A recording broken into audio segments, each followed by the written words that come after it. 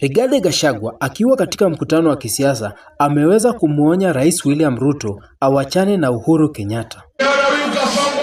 Jana huko Eldoret pale Mlimani nimemfukuza, pale Narok nimefukuza yeye, pale Kajiado nimemfukuza, nimekuja kumfukuza yeye Nakuru. Kasongo amekwama, amerudi Eldoret, analilia watu yao huko ati waseme tuta, anaambia watu ya Eldoret ati yeye shida yake ni Uhuru Kenyatta. Wewe Kasongo, wacha nikwambie, wachana na Rais Uhuru Kenyatta, wachana na Rais Uhuru Kenyatta. William Ruto, wewe ndio umejiletea shida mwenyewe, umeamua kuachia nchi gunzi.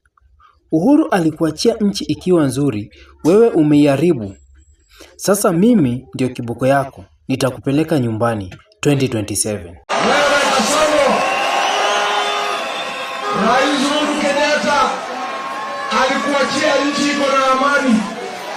Mwaka 4 umeleta goons ndio wanaongoza Kenya. Umesuspend constitution and the rule of law.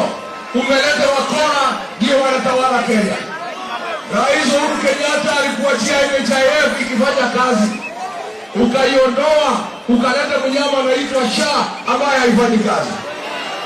Rais Uhuru Kenyatta alikuachia nchi, masomo ilikuwa inaendelea vizuri, kulikuwa na capitation, umeharibu masomo. Rais Uhuru Kenyatta alikuachia universities inafanya kazi, umeharibu. Rais Kenyatta akiondoka, watu walikuwa na pesa mfukoni, umenyanyasa Wakenya hawana chochote.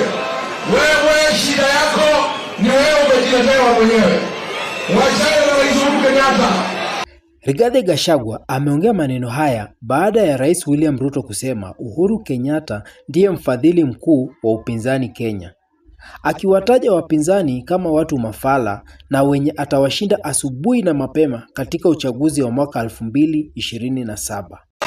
Rais Uhuru Kenyatta hashindani na wewe. Rais Uhuru Kenyatta hatakuwa kwa debe. Wewe ukubali yule mpinzani wako wa mkuu ni Rigathi Gachagua, hiyo utapambana na yeye kwa debe.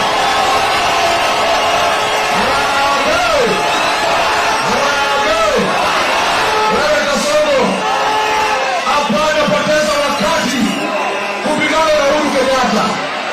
Uhuru Kenyatta is not your competitor. Uhuru Kenyatta hatakuwa kwa ballot. Mpinzani wako mkuu yule atakufukuza uende nyumbani, nilijui mwenyewe. Na mimi nakwambia hawa. Thank you for watching. Kindly don't forget to subscribe and share.